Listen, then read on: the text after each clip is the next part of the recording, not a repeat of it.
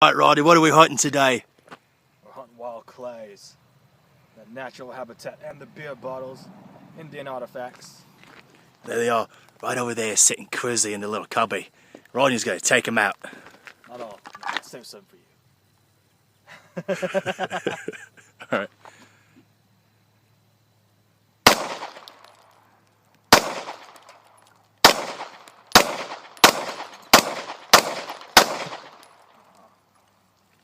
And he's out of mags.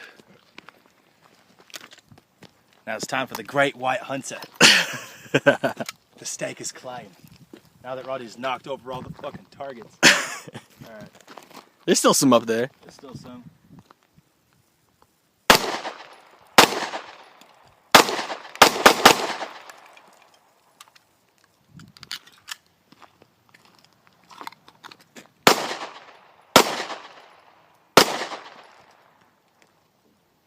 I guess some of them got away. Let them live to another day, go back to Skippy Mommy house.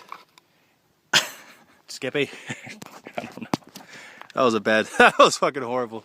I didn't hit shit. Hit the dirt a lot. Whoops. I'm a crazy sweaty mess. Good times with the bros, Rodney.